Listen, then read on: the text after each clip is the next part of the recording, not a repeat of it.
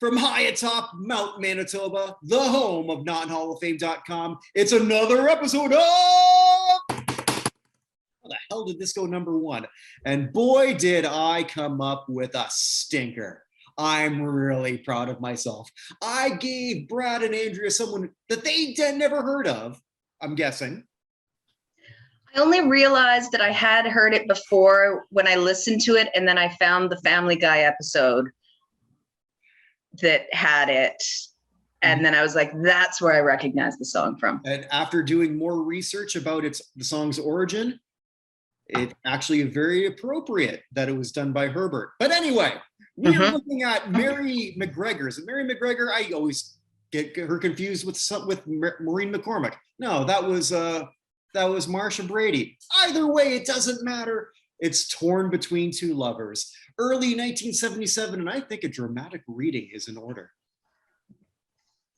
Why would you need to read it when we could sum it up perfectly in a few quick sentences, which was, you took my virginity, but he's got a bigger schwanz. There's a place inside that he fills me up. Yeah, that only he can fill. You were That's my what it is. first That's what love. it is. We could look at all this lyrically, and we will. But I think Kirk just wants to do a dramatic reading actually, of this. I didn't say that I was going to do it. Now, would you do a dramatic reading a la Shatner? I've never tried. I think. Well, really? You're named after Captain Kirk, and you haven't tried your Shatner? Yeah. I don't want. Torn Between Two Lovers. I knew because Brad wanted to do it. That's sort of like why I was sort of stalling. It's nice of you to demur, but I'd rather laugh at you doing it. I can only do Michael Caine. Feeling like a fool. What the Dutch? Anyway, who is this lady? Where did she come from? Well, apparently from Peter Yarrow, the person who discovered her, of Peter, Paul, and Mary fame. Now, doing a bit. I thought she was the Mary from Peter, Paul, and Mary. To be honest, before I. So did I. Yeah. So did I, especially when the first thing I read, written by Paul Yarrow. Like, okay, it's got to be like, oh, it's not. All right. The other thing I was surprised to learn is also they were never a couple. This is a song that he wrote. I don't know if he wrote it after or before he got convicted of being with a minor. Pretty sure before. Like an iron miner or a gold miner? Oh, I guess you missed that. You missed what Andrea and I have found. That he was convicted for inappropriate behavior with a 14-year-old. Oh, that's not right. Yes. Hence why we were sort of saying with what Andrea's find on Family Guy, because it's Herbert singing about, well. But there's no reason that a 14-year-old should be working in a mine. Well, most mines are in sort of like places like West Virginia, and maybe you kind of got to start them out young, because that way they can fit. Oh, that's true. And smaller mine shafts. From which places that Andrea and I once came from. I think there is actually a lot of precedent for young children working in mines, especially diamond mines. Fit in a mine shaft. This is not where I thought we would go. Again. All right. So yeah, quite appropriate. I think he wrote Puff the Rat Magic Dragon after the conviction, though. Pretty sure. No, wasn't Puff like in the early 60s? Was it? Oh, maybe it was the TV show based on Puff. Yeah, because that was after. Yeah, he got a kids TV show after. Yeah, convicted sex felon. Woo! Yeah, don't put the starving guy at the buffet. Mm-hmm. I mean, it's like when I was a kid and like you see all these feed the children thing, but they sent Sally Struthers, who was 300 pounds at the time. Well, no wonder they have no food. She ate it all. But then say they're all good. So he discovers her, and I can see why he would be attracted to her voice. I'm not a fan of it per se, because I don't really like these high octave stuff, but there's something that he felt he could do with it, because he did. She sang backup on, I don't know if it was his first solo album, nor do I really give a shit, to be blunt, but it was in the early 70s. He wrote this song, and apparently he peddled it to, he originally had Olivia Newton-John in mind, which makes more sense. To be sense, fair, yeah. She's got a bit of the Olivia Newton-John sound to her. Like, she's got a nice voice that accurately hits the notes and in that range, but it's just boring. Oh, never my God, has a yes. sexy time song been more boring. That's why nobody remembers it. So I'm sitting here. Every time we do a song, I'll take a listen to it, and I'll do an initial listen with no lyrics. Then I'll read along the lyrics, or read the lyrics alone or with the song playing. And then I'll, make sure that I do at least one more time with that, and then just a straight read through the lyrics, because I always seem to pick up something different. And this one was so incredibly dull. And for the better part of 5 or 6 days, I've got this song stuck in my head, and I'm doing the dishes. Oh, and, had it been your screechy voice, it might have been okay, because that was funny. But hers was it makes you want to draw a long, hot bath and sit in it with your toaster. Wow. Mewling, I think, is the term that I would associate with how she sings this song. Yeah. Forlorn, which I guess is what you're supposed to do. So I want to dive into the lyrics here. And there are times when a woman has to say what's on her mind. Because, like back in the 70s, you can only do that some of the time. This might not have been one of those times. I mean, even though she knows how much it's going to hurt, before I say another word, let me tell you I love you. Yeah, that's... Mm-hmm. Yeah. Let me I love you, great direction. But let me hold you close and say these words as gently as I can. She wants to hold him close because she's pretty sure he can't get a roundhouse in if she's right up in him. Not that we're condoning domestic violence. Not that we're condoning domestic violence. She's just. But we're saying we understand. In a little boxer's hug. Yes. There's been another man that I've needed and I've loved, but that doesn't mean I love you less. And he knows he can't possess me, and he knows he never will. There's just this empty place inside of me that only he can fill. Yeah, exactly. So now this is very clearly talking about a woman who would really like to have a side dude. And I have no problem with that. Polyamory is a thing, but she's springing it on the dude. Consensual polyamory. Hey? This is not consensual polyamory. This is non-consensual, absolutely. She didn't say anything about this to him. She's just like, hey, by the way, there's this guy who can fill me better than you.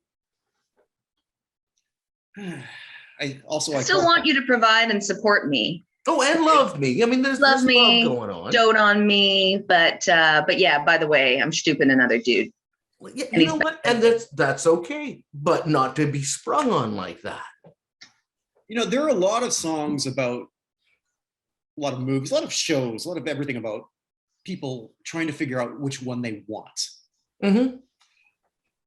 Why does this one just seem so goddamn cheesy and awful in comparison? There's no remorse, there's no regret. She wants to have her cake and be screwed by it too. Like, this isn't about making a decision. This is about, hey, by the way, I've been cheating on you. I'm going to continue to cheat on you. I hope you're okay with that. Mm-hmm. And it's just sung in such an emotionless, flat way. It doesn't fit. Boring, downright boring. Like, she's just like, hey, by the way, I took care of the laundry. Would you take the garbage out? And also, I've been getting some side dick. So the chorus, torn between two lovers, feeling like a fool. Loving both of you is breaking all the rules. And then repeat.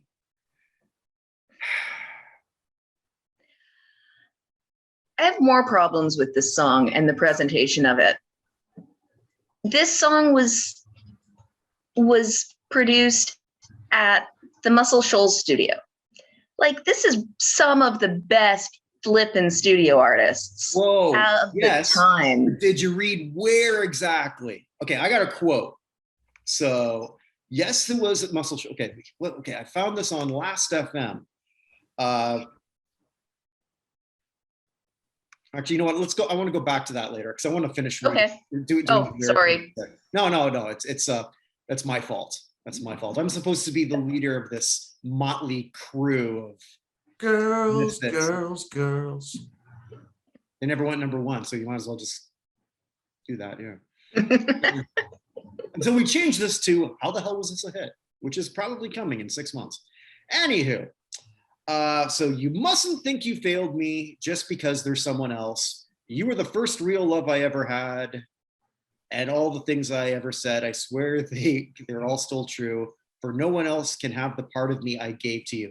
So I guess that's that whole virginity thing. Virginity. That's exactly what we're getting at. So he pops her cherry, but other guy has got a much bigger Schwartz. Well, the Schwartz is strong with this one. Oh, I see a Schwartz is as big as mine. Then chorus again, and then couldn't really blame you if you turned and walked away. Run away. She's not done with the song. You should already be like a mile. Yes, but with everything I feel inside, I'm asking you to stay. Feeling inside, including that guy's dick. And then goes back to the chorus. Now, the 70s, especially this era, was a very strange thing. I don't really understand how this fit with people. Like, I know that the sexual revolution in the 70s, I mean, like, there was a lot of experimentation. Swinging was happening. Now, bear in mind, this is, people don't often do a deep dive into the lyrics. People didn't often, like, not all the time. They didn't read the liner notes. They're not listening to it other than when it comes on the radio and it's playing in the background and somebody hears torn between two lovers and they're like, oh yeah, I've been there before too, where, you love this person, but this person is kind of appealing and all that fun stuff. So here we are sitting with a song that people can relate to on a surface level. It's hitting the female singer trend of the time, which is pretty soft-spoken and dull. I mean, it's just like with Stand By Your Man had a bit more soul to it, but was still plodding and just lacking in any kind of intense emotion, let's say. There's nothing intense about this woman at all. No, this is plain white Wonder Bread with margarine on top to make it a little spicy. So, all right, so I want to bring up what I found when she talked about this herself. All right, I never liked the song too much, and I still don't. Well, we're in agreement there, Mary. There are just some songs I like and some I don't, and this is one of them. Peter and I had a long relationship. We're both very emotional people. And whenever we got together, it was very volatile. Made me wonder if they were actually together, but not from what I can tell. Maybe she was torn between him and somebody else. Between him and Pop. Also, there's no sign of emotion in this song whatsoever. So that's a weird thing to say. Yeah. Well, again, here's the next thing. For me to sing anything, I have to get emotionally involved. Do you? Because the test results revealed that's a lie. I'd hate to see what she's like when she's not emotional. Like, is she comatose? This is damn near Vulcan. Like, all she was missing at the end was a live long and prosper. Okay, so here's the line I wanted to get to for you, Andrea. I recorded the song in Muscle Shoals, Alabama, while standing in a bathroom. It was a room that was actually part of the studio, just sort of built in there. They had a boom stand with a microphone at the end of it. The boom was in the studio and the mic kind of stuck in through the door, much like something else stuck in through another door. Well, rim shot. Thank you. It was a tiny little room, but I finally worked things around so I didn't have to stare at myself singing. It's a great place. You get a lot of natural echo in bathrooms. I was just going to say, I'm not going to judge just because the acoustics in a bathroom could be fantastic. Well, I just thought it's sort of interesting that she recorded this shitty song in a place where you take a shit. Yeah, exactly. She should have flushed, but nope, this sucker floated. To which you would agree. But it floated to #1 for 2 whole weeks. Yeah, it was an unflushable. Okay, and let's look at Mary herself. And all right, I'm a Ford. I'm going to rag on people's looks, but that's what I'm going to do. Not the first time. Not the first time. Not going to be the last. Not the last. Not the last. This is not an attractive lady. This is a mouse. If you were to say, what does a mousy woman look like? You would come up with this lady. And sounds like a mouse too. Yes. So I don't want to picture what two lovers she might come up with. A librarian and an accountant. Or a And folk singer. yes, accountant. Another folk singer. That's true. And librarians, in my experience, have been anyway. You know, if anyone else said that, I would say like, no, but I actually believe that. Moving right along. All right, Kearney. So you have this looking woman singing something This song. And yet, and I think, Brad, you're right. People just remember that. Stuck in my head for like 5 days, doing the dishes, torn between two love, in the bathroom, torn between two love, which is appropriate, I suppose, because that's where it was born, this little turd. And Except she didn't have a bidet to wash it away. That's true. That's and then true. you never really heard from her again. Which is not a loss, as far as I can tell. It's not. This song is dreadful. She never had anything close resembling a hit ever. What did I see? It was their second release single, which even sums it up even better. Where's her Mary McGregor's discography? Her second single was The Girl, and then in parentheses, has turned into a woman. She had an album in 1979 called Mary McGregor's Greatest Hits. Well, I mean, like, okay, to be fair, the record company, and we've seen that all sorts of one-hit wonders, and just, okay, well, we got to package something else out.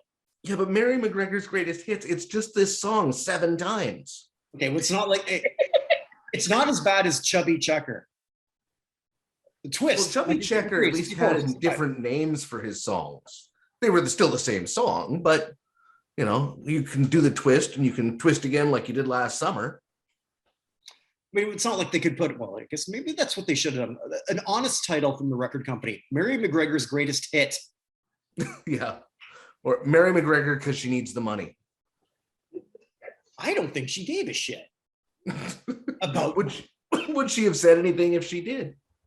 No, I mean, like, she had one song, trashes it, doesn't seem to be bitter. But then how would we even know? There's hardly any interviews about her at all. Mm-hmm. I think she's still alive, retired in California from what I read. Okay. Good on her. If she can make it on the residuals, then give her. Well, how much residuals did she get? Like $5.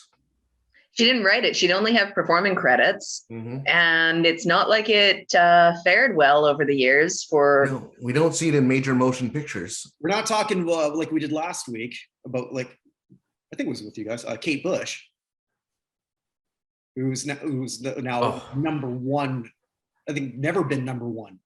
You know what? She deserves it because Kate Bush is a national treasure. I don't care what anybody says.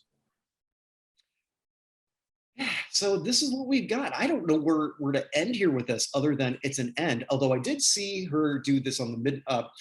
One of my favorite things to sometimes watch when I can't sleep, just like old things of the Midnight Special. Let the Midnight Special. Yeah. Did they actually perform Midnight Special on the Midnight Special? I don't know. Hmm. Oh, by the way, just as an aside, I want to make sure that you guys are aware that I've never been a fan of any other Bush, presidential or otherwise, other than Kate. I think I speak for Andrea, and thanks for clearing that up, because no problem. I was a little worried about that. Actually, no, never a supporter. Speaking of that, I bet you Mary's was like super duper hairy. Oh, yeah, it was the 70s, weren't they all? Yeah, yes. You know there was tufts poking out of the granny panties. Pretty sure it's like belly button to knees. Looking like she had buckwheat and a leg lock. Feeling like a fool. But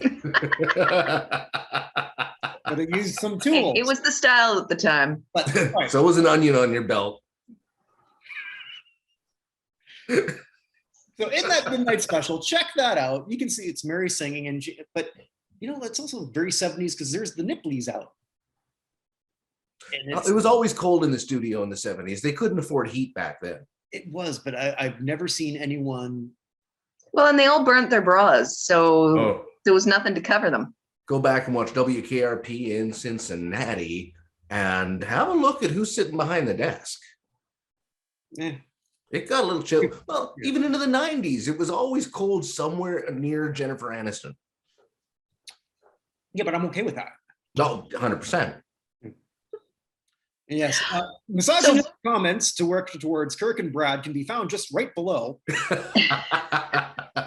Yeah, why did you two never get told to go back into your crevice with your caveman? Wait for it. I think it's already accepted that I've got my club just over there, and when I finish here, I pull the shade down, and it's just cave wall. This is a facade. Type of song A green screen. We got hate on Captain Tennille. Well, I can just imagine what we're going to get on this. This isn't a feminist anthem. This is a cheating wife. Like Captain Tennille, was that a feminist anthem? Love will keep us together. No, we got Captain and Tennille.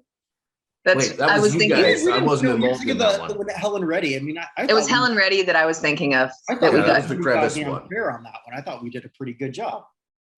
Yeah, but as opposed to, you have to bear in mind, this lady had just figured out how to use her keyboard, and you were probably her first comment. That's also, yes. Well, this thing doesn't work like a typewriter at all. She's probably got liquid paper on her keyboard. How about we I can't move along and talk about what we're doing next week? Yeah, exactly. Because I got nothing more to say about this. There's I haven't forgotten who's next. Who's Brad? It's you, right? Yes, and this time I've got something in the chamber. I'm loaded. I'm ready to go. Don't, Kirk. That actually was. I started off innocent, and then I saw your face, and I'm just like, well, I guess I got to prove it up. Yeah, because I mean, it's something that only you can fill. So this slot, absolutely. So next week we're going to do one that's going to be a little more fun than this one, which I mean could be a frontal lobotomy, and it would be more fun. But let me just reach up here and get the mic and just let you know what we're doing next week. He's going all NPR. I'm too sexy for my shirt. Too sexy for my shirt. So sexy it hurts. Okay. He's got the voice for it too. That will be fun. Okay. That's what we got next week. The way I'm disco dancing. I'm a model, you know what I mean. Yep. Yes, and then we can do my little walk dance on the catwalk. and then we'll talk about how we're too sexy for our pussy cat. Wait a minute, Andrea, you're the one who's got now 2 cats. I have 2 cats now. You're too so sexy one is for probably temporary. However, I will do this shirtless if you guys need, because I am too sexy for my shirt, even though this shirt is kind of sexy. I will spare everyone and not and keep my shirt on, especially because Jesus Christ, if I get any hair, like my God, like 5 Vietnamese are going to come out and ask if the war's over. We can fix that with some napalm, little Agent Orange. And I love that thrower. All right, kids. Hey, Kirk, I heard you wrote a book. I wrote a book, yeah. Chavo Guerrero, instant classic about the late, great Chavo Guerrero Sr. Check that out on Amazon. Great man, great stories. I'm a little bit biased because, hey, I wrote it. Hey, Kirk, I also hear that you do other things other than hang out with us. I do. There's the weekly Hall of Fame show with Evan Nolan because I talk about Halls of Fame. That's what I do. So look for that soon. Well, this will probably be out later, but I don't know who's going to get in the Hockey Hall of Fame, but by the time that this comes out, we will know who got in the Hockey Hall of Fame. I will tell you who should have with my blue ribbon committee. I put together a committee. And we decided who we say should have gotten in. Are you guys just wearing ribbons when you do this? Actually, no, we all were wearing hockey jerseys because we were representing. And that was it. You were Donald Ducking it the rest of the way, right? Well, I can't speak for everyone else, but yes. I should which reminds me, I really should have wiped this stool down. But anyway, sorry. I do other things. Oh yes, the Classic Sports Review is going to make a comeback in 2 weeks. We're going to look at the bloodbath game between the Avs and the Red Wings. So look for that soon, and all that, so much more on the Buchnerverse. And all that jazz. That's all right. Well, The more you know. whatever. I don't care. I decided even after you were making fun of me last week, I'm still running with this. It is still the Buchnerverse. And we're still making fun of you. That's Are you blessing the screen when you do that? Like like the Pope. yeah. In nomine Patre. Okay, this is like my version of what Fat Joe's lean back. It's the only thing I can do. Like this. That's all I got. I can't come up with anything else. So on that note, Hasta la bye-bye. wherever you are, wherever you may be, stay safe, my friends.